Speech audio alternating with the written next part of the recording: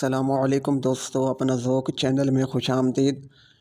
آج کی ہماری ویڈیو کا موضوع ہے حضرت معاذ بن جبل رضی اللہ تعالی عنہ کے حالات و واقعات اور ان کا قبول اسلام کرنے کا واقعہ۔ مزید اس طرح کے ایمان افروز واقعات کے لیے آپ ہمارے اس چینل کو سبسکرائب کر لیں، شکریہ۔ وہ اس یثربی نوجوان معاذ بن جبل کے شباب کا زمانہ تھا جب خاور اسلام کی ہدایت ریز شعاعیں جزیرہ عرب کی تاریک فضاؤں میں سوفگن ہوئی تھیں، یعنی حضرت معاذ بن جبل کی جوانی کا زمانہ تھا اور خاور اسلام یعنی رسول اللہ صلی اللہ علیہ وسلم کی ہدایت ریز شعاعیں جزیرہ عرب کی تاریک فضاؤں میں سوفگن ہوئی تھیں۔ وہ اپنے ہم جولیوں میں اپنی تیز فہمی، قوت استدلال، خوش بیانی اور بلند ہمتی کے لحاظ سے ایک منفرد و ممتاز مقام کا حامل تھا۔ اس کے علاوہ وہ ایک خوبرو اور حسین و جمیل نوجوان تھا۔ اس کی آنکھیں سرمگیں، سر کے بال گھنگریالے اور دانت موتی کی طرح سفید و براق تھے۔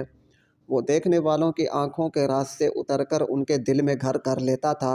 نوجوان معاذ بن جبل مکی داعیہ اسلام حضرت مصعب بن عمیر رضی اللہ عنہ کے ہاتھ پر مشرف اسلام ہوا اور لیلۃ العقبہ میں اس کے ہاتھوں نے بڑھ کر نبی کریم صلی اللہ علیہ وسلم کے دست مبارک سے مصافحہ اور ان پر بیعت کی۔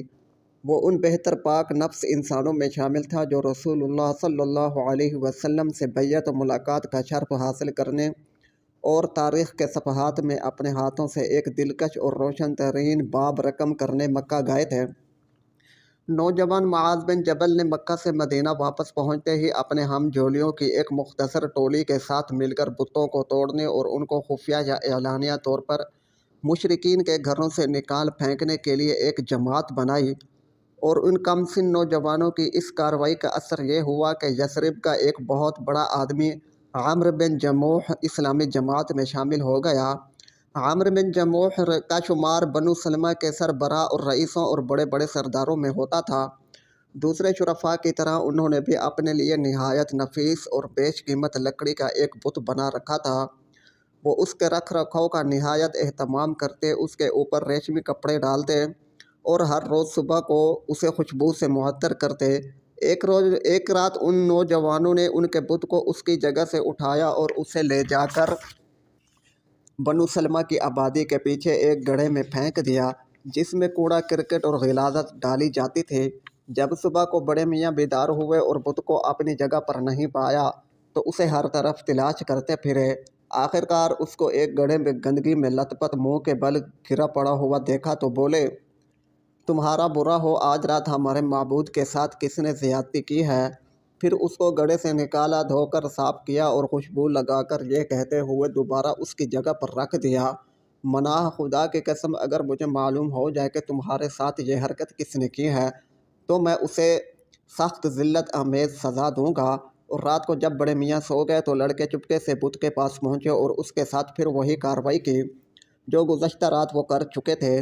صبح کو وہ پھر اسے ڈھونڈنے نکلے اور جب وہ ایک دوسرے گڑھے میں پڑا ہوا مل گیا تو اس کو نکال کر دھویا اور صاف ستھرا کر کے خوشبو لگائی اور زیادتی کرنے والوں کو سخت دھمکی دی۔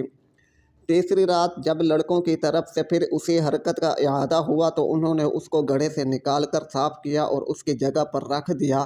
پھر اپنی تلوار لائے اور اس کو بت کی گردن کے ساتھ لٹکاتے ہوئے اس کو مخاطب کر کے کہا، مناہ خدا کی قسم مجھے نہیں معلوم کہ تیرے ساتھ یہ نازیبا حرکت کون کرتا ہے۔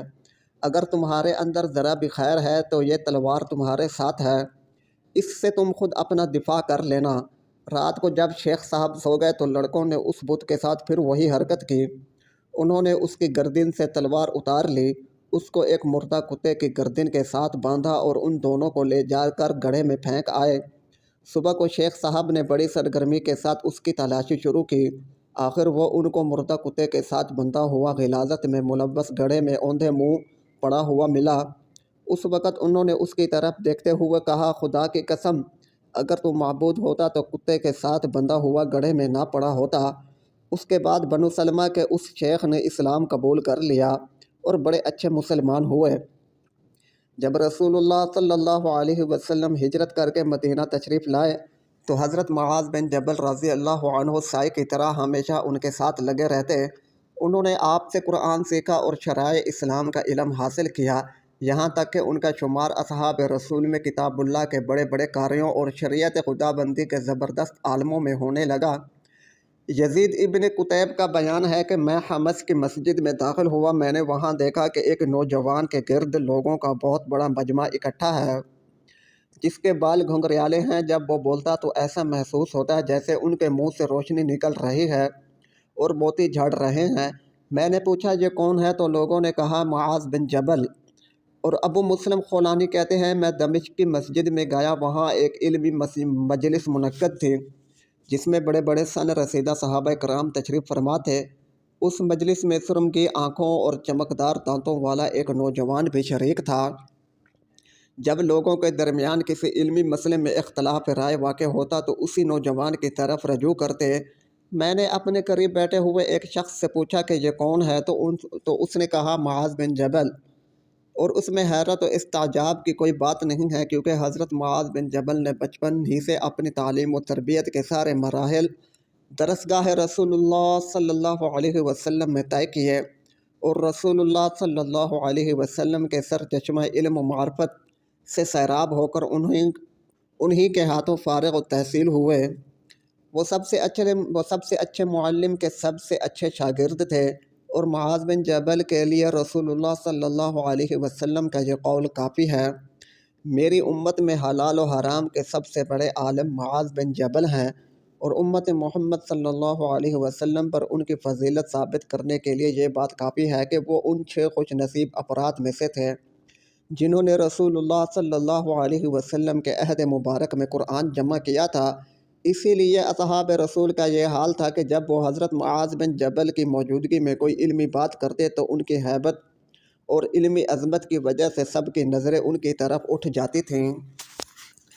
رسول اللہ صلی اللہ علیہ وسلم اور آپ صلی اللہ علیہ وسلم کے بعد آپ کے دونوں ساتھیوں حضرت عمر فاروق اور حضرت ابو بکر صدیق نے ان کی بے مثال علمی قوت سے اسلام اور مسلمانوں کی خدمت کا کام لیا۔ یہ ہیں رسول اللہ صلی اللہ علیہ وسلم جو فتح مکہ کے بعد قریش کو فوج در فوج مسلمان ہوتے دیکھتے ہیں اور نئے مسلمانوں کے لیے کسی اچھے معلم کی ضرورت محسوس کرتے ہیں جو ان کو اسلام کی تعلیم دے اور اس کے احکام سے روشناس کرائے۔ چنانچہ آپ صلی اللہ علیہ وسلم مکہ میں حضرت عتاب بن اسید کو اپنا نائب بناتے ہیں اور لوگوں کو قرآن کی تعلیم اور اسلام کی تفہیم کے لیے حضرت معاذ بن جبل رضی اللہ عنہ کو ان کے پاس چھوڑ جاتے ہیں۔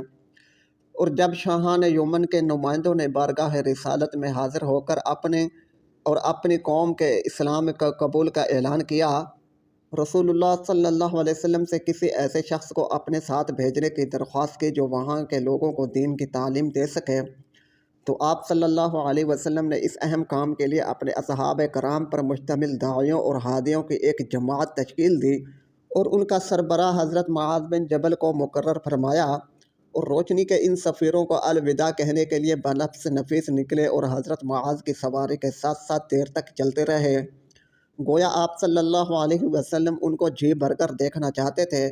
اس پورے عرصے میں حضرت معاذ رضی اللہ عنہ اپنی اونٹنی پر سوار رہے۔ آپ صلی اللہ علیہ وسلم نے ان کو نصیحت کرتے ہوئے فرمایا، معاذ، شاید اس کے بعد تمہاری ملاقات مجھ سے نہ ہو سکے، اب تمہارا گزر میری مسجد اور قبر پر ہوگا۔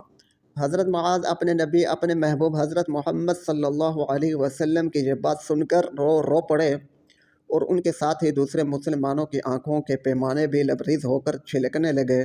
رسول اللہ صلی اللہ علیہ وسلم کی پیشین گوئی صحیح ثابت ہوئی، اور واقعی حضرت معاذ بن جبل کی آنکھیں نبی اکرم صلی اللہ علیہ وسلم کے دیدار سے پھر کبھی روشن نہ ہو سکیں، کیونکہ ان کی یمن سے واپسی سے پہلے ہی رسول اللہ صلی اللہ علیہ وسلم انتقال ہو چکا تھا۔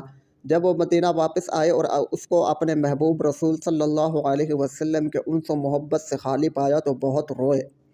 جب خلافت کی زمام کار حضرت عمر بن خطاب رضی اللہ عنہ کے ہاتھوں میں آئی تو انہوں نے حضرت معاذ کو بنی کلاب میں ان کے وظائف تقسیم کرنے اور اغنیاء سے وصول کی ہوئی صدقہ و زکوٰۃ کی رقمیں فقراء و مساکین میں بانٹنے کے لیے بھیجا، تو وہاں انہوں نے اپنی ذمہ داری نہایت دیانت داری کے ساتھ ادا کی، اور گھوڑے کی پیٹھ پر ڈالنے کا ٹاٹ جو گھر سے لے کر نکلے تھے اسی کو اپنے گلے میں لپیٹے ہوئے اپنی اہلیہ کے پاس واپس آ گئے۔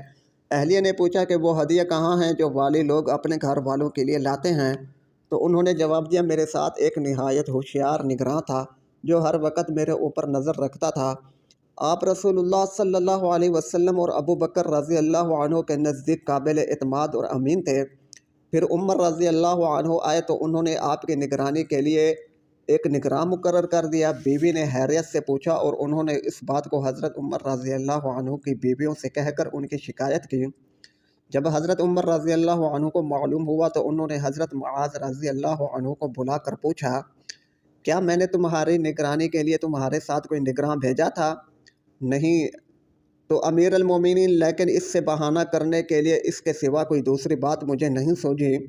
یہ سن کر حضرت عمر رضی اللہ عنہ ہنس پڑے اور ان کو کچھ دے کر کہا کہ اس کے ذریعے اس کو راضی کر لو۔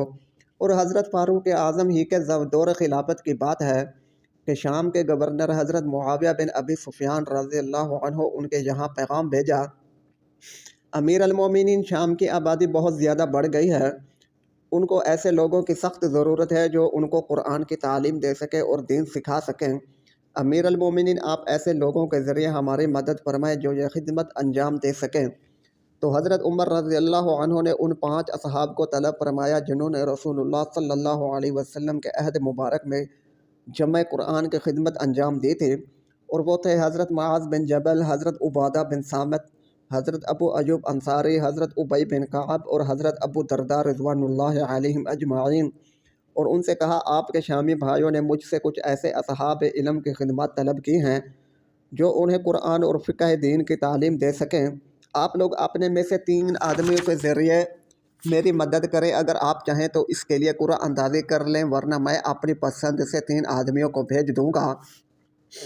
تو ان 5 لوگوں نے کہا کہ اس میں قرعہ اندازی کی کوئی ضرورت ہی نہیں ہے، کیونکہ ابو ایوب کافی ضعیف ہو گئے ہیں اور ابی بن کعب ایک مریض آدمی ہے، باقی ہم 3 ہی بچتے ہیں۔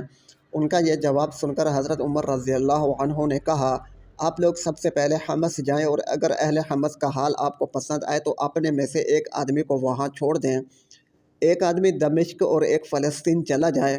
حضرت فاروق اعظم کے حکم کے مطابق تینوں حضرات پہلے حمص پہنچے اور وہاں حضرت عبادہ بن صامت کو چھوڑا۔ پھر حضرت ابو درداء نے دمشق کی راہ لی اور حضرت معاذ بن جبل رضی اللہ عنہ فلسطین چلے گئے۔ وہاں حضرت معاذ بن جبل ایک وبائی بیماری میں مبتلا ہو گئے۔ جب ان کی وفات کا وقت قریب آیا تو انہوں نے اپنا رخ قبلہ کی طرف کر لیا۔ اس وقت ان کے ہونٹوں پر یہ ترانہ مچل رہا تھا، میں بساط شوق موت کو خوش آمدید کہتا ہوں، ایک ملاقاتی طویل غیر حاضری کے بعد آیا ہے اور ایک محبوب بڑی تمناؤں کے بعد ملا ہے۔ پھر آسمان کی طرف نظر اٹھاتے ہوئے کہا میرے معبود، تو خوب جانتا ہے کہ میں نے دنیا اور اس کی زندگی کو اس لیے نہیں چاہا تھا کہ اس میں باغات لگاؤں اور نہریں جاری کروں، بلکہ اگر اس کو چاہتا تو صرف اس غرض سے کہ گرمیوں کی دوپہر میں بھوک پیاس کی شدت برداشت کر سکوں، کٹھن حالات کی سختیاں جھیلوں اور ذکر و تعلیم کی مجالس میں علماء کے سامنے زانو ہو کر بیٹھوں۔